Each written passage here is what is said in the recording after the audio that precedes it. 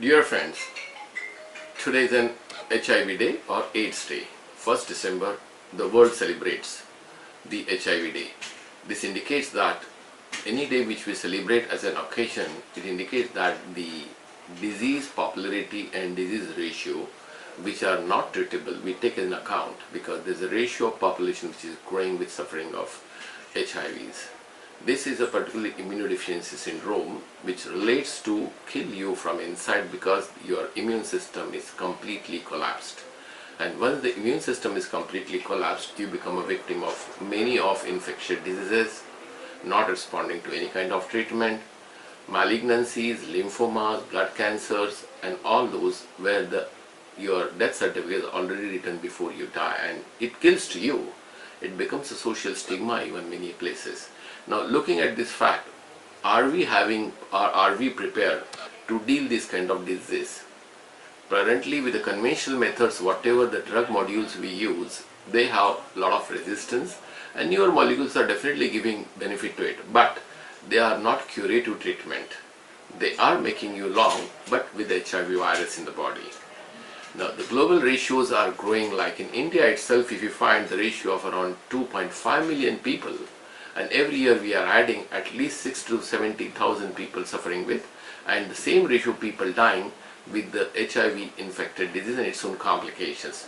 Globally it is increasing because we don't have proper therapies for it. Though we call there are chemotherapeutic molecules, but they have their own limitations. In spite of that, virus is not eradicated from the body and a person remains labeled HIV positive for the lifetime. This is one of the social problem, and as well they are so much prone to other kind of diseases and malignancies. It's a hanging sword on their head to die, at waiting for when they get in call for the death certificates. Look, the expectations with the modern science are limited. What I look, since I'm again from a researcher from regenerative medicine, is regenerative medicine bringing some solutions to this kind of treatment, this kind of disease? We have to look into a very serious mode. I think there's a good opportunity that we can look as a curative treatment looking at stem cell therapies. Though it may be a coincidental finding, the patients who suffered from blood cancers or lymphomas, maybe in 1980s and 1990s, some of them were undetected with HIV, but they suffered from lymphomas. Those were treated with bone marrow transplants with the self, as allogenic, particularly taking from the matching donors, HLA matching donors. They have shown a good curative effect because that was the incidental finding. These lymphomas, these patients were suffering with HIV virus was not known, but subsequently they could find out these patients were absolutely off the HIV virus. These are the core examples which we could get it like. But subsequently there are a lot of trials were going globally on how hematopoietic stem cell transplant can be used as a curative treatments for HIV patients, and it has been proved now. There are so many clinical trials have gone all over the world, and one of them were which taken place in UK, where the 4 patients with HIV positive and blood cancers were treated with bone marrow transplant, allogenic, with haploidentical they were taken as such, and at least 7 to 8 years remissions they were having without any recurrence of HIV virus. That was a great achievement, and still those patients are surviving. It's around more than 10 to 15 years now, and they are not on retroviral treatments.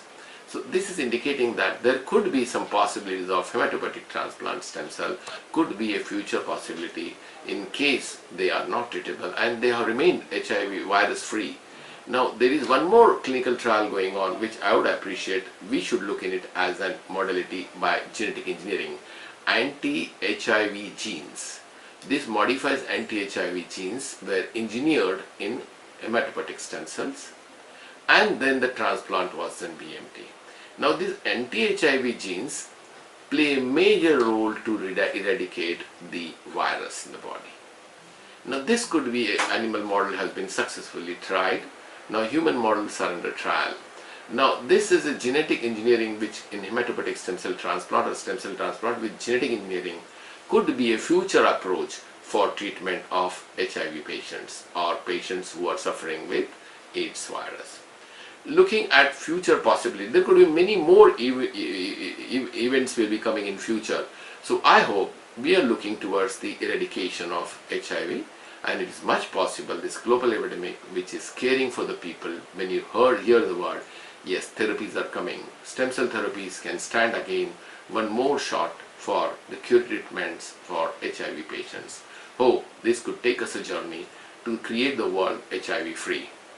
I wish on this day of HIV Day or AIDS Day, let's take a slogan, can we create a world which is HIV free by using stem cell therapies? My answer is yes. All the best. Looking for the genetic engineering which leads to give us a life HIV free for all of us. All the best.